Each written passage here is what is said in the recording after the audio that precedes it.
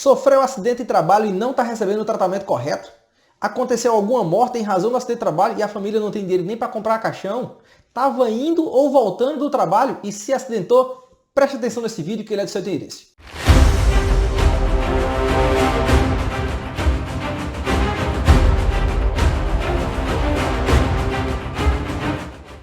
Senhoras e senhores, eu sou o advogado Maicon Carvalho, advogo em favor dos trabalhadores há uma década e meia e nesse vídeo a gente vai tratar acerca do acidente de trabalho.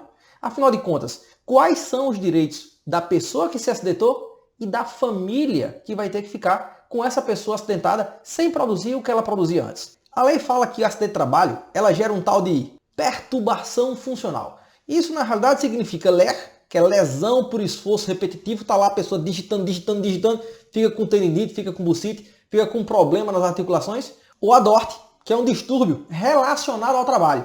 Se você trabalha, por exemplo, num ambiente que tem muito ruído de várias máquinas ao seu redor, é possível que você fique surdo, mas isso não tem a ver efetivamente com o trabalho. Você apenas está num ambiente que provocou isso. E há o acidente real mesmo, que é o que todo mundo conhece. Alguém caiu de um andaime, caiu de um poste e aconteceu um problema grave com ele. Aconteceu qualquer acidente, a empresa tem obrigação de emitir a CAT. Dá uma olhada aqui nesse vídeo que eu falo acerca da CAT. Ela tem que ser emitida no caso de morte, no mesmo dia. No caso que não tiver morte, tem que ser o mais rápido possível. Então dá uma conferida no vídeo que tem aí tintim por tintim como preencher essa CAT. O segundo ponto é, os primeiros 15 dias de afastamento da empresa serão pagos pela empresa, mas passou disso, vai receber o B91, não é outro tipo de benefício, é o B91. Porque quando você recebe o B91, a partir do 15º dia, o INSS vai ficar pagando e a empresa tem a obrigação de pagar o FGTS. Não esqueça disso, porque o FGTS tem que ser depositado durante todo o período de afastamento. E ao voltar para a empresa, você vai ter mais um ano de estabilidade. Então preste muita atenção nessa questão aí do B91. Vamos destrinchar então como é que acontecem esses acidentes. O acidente ele pode acontecer por culpa de 3 espécies. Uma é a culpa exclusiva da própria vítima. O sujeito sobe num prédio de 10 andares e pula lá de cima. Ora, o que a empresa tem a ver com isso? Foi ele que pulou. Da mesma forma que existe a culpa exclusiva do trabalhador, também existe a culpa exclusiva da empresa. Imagina uma pessoa que trabalha também em altura e a empresa, ao invés de comprar uma cinta de segurança para que ele, ao sofrer algum tipo de acidente, fique pendurado pela cinta, ela compra uma cinta pirata. E aí quando ele cai, a cinta se rompe. Observe que essa culpa ela é exclusiva da empresa. A empresa tinha a obrigação de comprar uma cinta correta, que passou pelos testes adequados. No momento que ela não faz a compra correta, ela está praticando uma culpa exclusiva. E aí toda a indenização vai ter que ser pelo pé. E existe, porém, a culpa recíproca, que é quando tanto o trabalhador quanto a empresa tem um tipo de culpa, tem uma razãozinha, cada um tem culpa no cartório aí na história. Então imagine que o patrão mandou o trabalhador fazer um determinado serviço utilizando os EPIs corretos, só que o trabalhador, querendo sair mais cedo da empresa, não utilizou os EPIs porque iria demorar demais para vestir todos os EPIs e foi fazer o serviço. Ao sofrer o acidente, o patrão não estava na obra porque o patrão não ficou olhando. O patrão tem dever de vigília.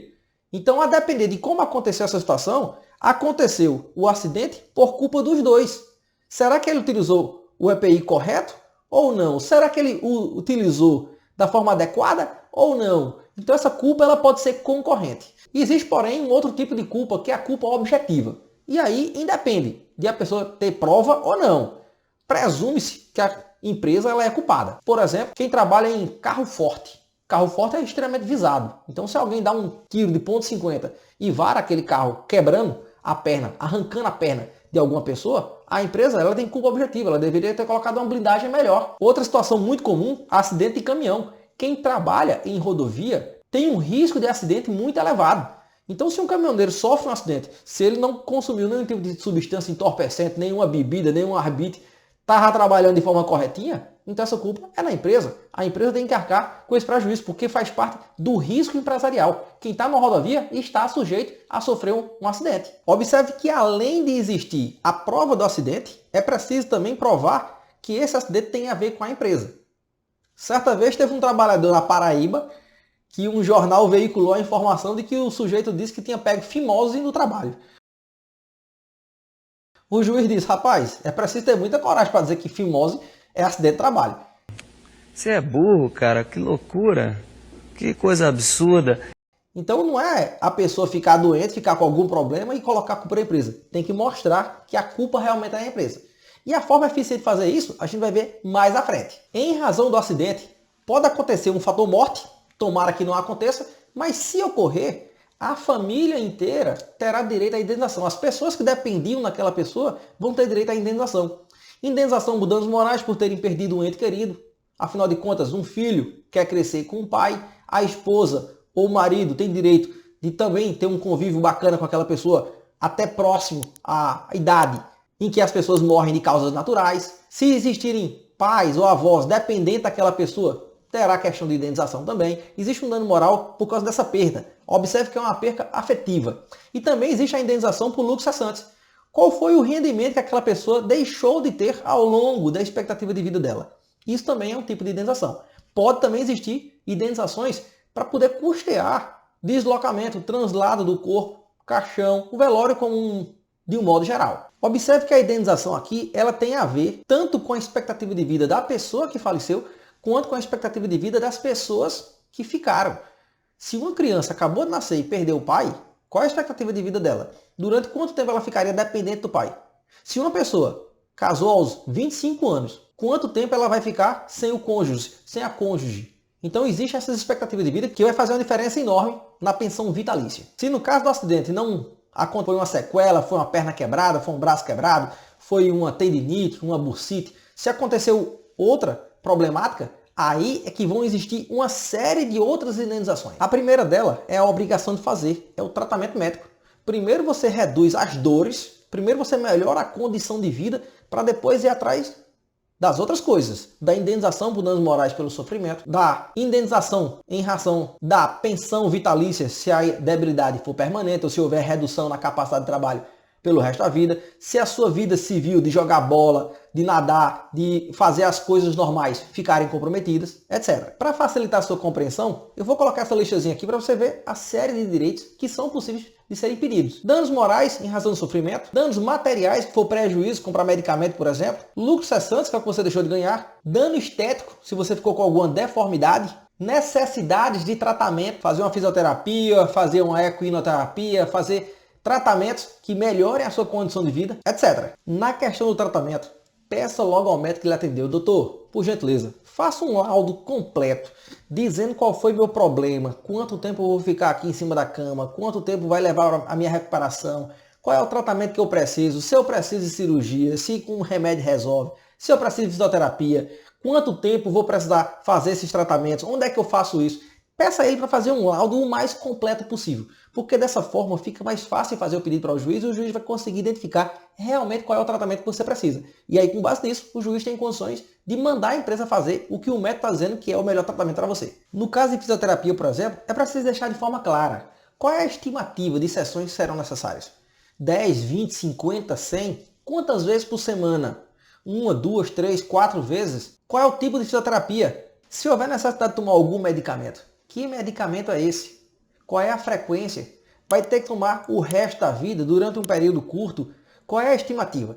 Todas essas informações precisam estar constando lá no laudo. O caso do dano estético, ele é bem curioso. Em razão do acidente, é possível que existam cicatrizes, que partes do corpo fiquem deformadas. Então é necessário existir essas provas. Tira fotografia, compara essas fotografias com o momento anterior. Se você é uma pessoa super vaidosa, vivia na praia, na academia, mostrando os músculos, e aí do nada você fica com uma cicatriz de tamanho do mundo no rosto, por exemplo, perde um braço, perde uma perna, não consegue mais jogar bola. Se essas situações aconteceram, na hora que você prova o antes e o depois, o juiz consegue ver de forma clara que houve realmente um prejuízo muito grande para você. Em razão desse dano estético, existe o dano existencial. Como é que a pessoa vai se sentir? Ela vai ficar triste, ela vai ficar querendo ficar em casa, vai ficar deprimida, ela vai sentir vergonha dela, o relacionamento dela vai ficar abalado, vai perder o relacionamento, não só com a parceira, com o parceiro, mas também com os filhos, que não vai mais conseguir brincar com os filhos. Qual é a situação que está acontecendo que prejudicou o seu convívio social? Isso vai dar a indenização por dano existencial. O lucro cessante é tudo aquilo que você deixou de ganhar no futuro. É um pouco difícil você conseguir imaginar o que é que vai acontecer no futuro, mas existem possibilidades de a gente chegar o mais próximo disso. Uma pessoa, por exemplo, que está fazendo um curso de formação nas Forças Armadas, ela sabe que no final da vida dela, muito provavelmente, ela vai chegar a um cargo elevado. Sargento, tenente, capitão, ela vai se elevar. Só que Forças Armadas não admite que a pessoa tenha deficiência física. Por exemplo, uma modelo também não tem deficiência física. Existem algumas profissões que não admitem pessoas com deficiência. Então, nessa situação, vai existir um lucro cessante porque você tem uma perspectiva de crescimento ascendente da sua vida. Então, dá para calcular qual seria essa variação. E isso é que vai dar a indenização. Preste atenção aqui numa coisa. Muitas vezes a justiça tem mania de dar uma indenização com base na tabela da SUSEP. A tabela da SUSEP ela serve para seguros. Seguro não tem nada a ver com indenização por dano moral, lucro cessante, etc. Então é preciso observar qual foi o dano real daquela pessoa. Uma coisa sou eu, como advogado, ficar com o rosto marcado. Outra coisa totalmente diferente é a nossa querida Gisele Bündchen, por exemplo, ficar com a mesma marca no rosto. Observe que eu, como trabalho com a palavra, com a digitação, não vou ter um prejuízo tão grande quanto Gisele. Ela vai ter que sair das passarelas porque ela não vai mais conseguir desfilar. Observe que os prejuízos eles são gigantescos em relação a mim e a ela. Então é preciso verificar qual é o prejuízo daquela pessoa. Se eu preciso da minha voz para poder fazer o meu trabalho, no momento em que eu perco a minha voz, eu fico quase que inutilizado. Então qual é o prejuízo real para aquela pessoa? Naquela função, naquela profissão. Em alguns casos, é possível que a pessoa fique com incapacidade parcial. Nessas situações, normalmente as empresas fazem uma realocação da pessoa para um local onde ela consiga fazer aquela função, e se houver algum tipo de redução na capacidade de trabalho, vai existir um benefício, vai existir um plus. Existe um benefício B94, que é em razão dessa incapacidade parcial da pessoa, mas ela vai ter que receber o plus da empresa, vai receber a diferença da empresa. O interessante aqui desse benefício B94 é que ele é uma indenização. Então, a indenização é paga pelo INSS e o patrão paga a parte dele. São coisas separadas. Uma não vai excluir a outra. Como você vai conseguir provar que esse acidente foi realmente culpa da empresa? Número 1, tem a CAT, Comunicado de Acidente de Trabalho. Então você tem que ficar focado desde o início do acidente nessa CAT. Segundo ponto, preste atenção nas testemunhas que viram o acidente. Normalmente as pessoas tiram fotografias, fazem filmagens, mandam em WhatsApp para vários colegas. Assim que sofreu o acidente, procure logo essas pessoas antes que essas provas desapareçam. São extremamente importantes. Pegue o telefone dessas pessoas, redes sociais, Instagram, Facebook, o que for de rede social, pegue. Porque no futuro pode ser que o telefone dessa pessoa seja trocado, aí você vai perder o contato. Então é importante você ter o contato dessa pessoa para fazer essa prova de que o acidente foi realmente um acidente por culpa da empresa. Assim que você tiver essas fotografias, essas filmagens, essas provas, o próprio atendimento do SAMU, por exemplo, a emergência que atendeu você, polícia que lavrou a ocorrência, tudo que você tiver demonstração disso, tire fotografia bem legível e vá mandando tudo para a nuvem. Dropbox, Google, não deixe nada apenas no celular, porque você pode perder o celular, alguém pode roubar, ele pode quebrar. Pode, por alguma razão, você perder essa prova. Então não vá dar sorte ao azar. Mande tudo para a nuvem, porque no dia que você precisar, a gente vai ter essa prova. É muito comum o pessoal achar que artrite, artrose, osteoporose, algumas doenças degenerativas são doenças do trabalho. Só que, na realidade, muitas elas são inerentes à idade da pessoa. Conforme a pessoa vai ficando velha, ela vai adoecendo. Os ossos vão se descalcificando. Vai haver essa artrose, essa artrite. Então é preciso saber se realmente essa problemática ela tem a ver com a sua atividade, com o seu trabalho ou com a sua idade. Porque se tiver a ver apenas com a idade, passou dos 40, os problemas começam a acontecer. Então se tem a ver só com a idade, não é acidente de trabalho, é um auxílio normal, é uma doença normal. Mas se você trabalha com algum agente insalubre, trabalha com algum químico, com algum fármaco que pode prejudicar o seu corpo, talvez esse químico, esse fármaco provocou essa doença em você. Se você tiver alguma prova, se você tiver algum laudo, se você tiver perícia, se você tiver demonstração clara de que esse problema, de que essa doença degenerativa tem a ver com o trabalho, aí sim faz sentido ingressar com ação, ingressar com o pedido indenizatório. Do contrário, não adianta. Uma hérnia, por exemplo, tem crianças que ao sair do ventre da mãe já sai com a hérnia umbilical. A criança, quando acabou de nascer, ela não colocou força nenhuma na vida. No máximo, ela estava mamando. Então, da mesma forma que acontece a hérnia com a criança que acabou de nascer, pode acontecer com uma pessoa de 20, 30, 40, 50 anos.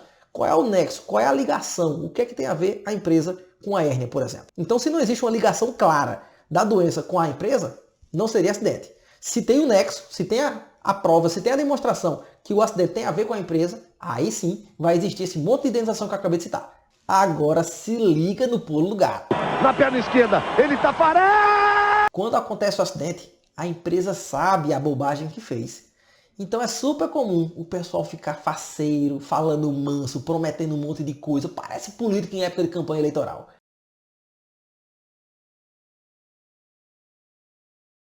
Então não vá acreditar em bondade demais.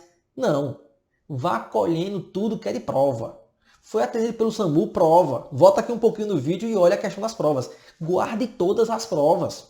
Essa história de que o plano de saúde, por exemplo, não está autorizando a cirurgia, não vá passar 2 meses sofrendo, não. Aconteceu o acidente, tem que ter o tratamento correto. Se demorar demais, você acaba não conseguindo fazer o tratamento correto. Então, se algum plano de saúde está demorando demais, peça ajuda à empresa. A empresa não está fazendo não, tem que ingressar com ação, tem que acionar a justiça para resolver essa bronca. Está precisando de dinheiro, está tendo que pegar ônibus? Como é que uma pessoa quebra uma perna e vai andar de ônibus cheio de ferro? Tem que andar de Uber. Está tendo dificuldades? Tem que fazer o pedido o mais urgente possível. Porque quanto mais tempo demora para você fazer o tratamento correto, maior será a dificuldade de você conseguir se recuperar. E aí, se você demora demais para fazer isso e não consegue se recuperar, todo o restante da sua vida vai ser de sofrimento. Já imaginou uma perna ser emendada no lugar errado? Fica torta? Como é que você vai voltar a andar de novo? Não deixe para fazer amanhã o que pode ser feito hoje. Camarão que cochila, a onda leva. Gostou do conteúdo? Dá um joinha. Acha que alguém precisa saber o que eu acabei de falar? Compartilha com essa pessoa. E lembre-se sempre, quem não luta pelos seus direitos, não merece os direitos que tem.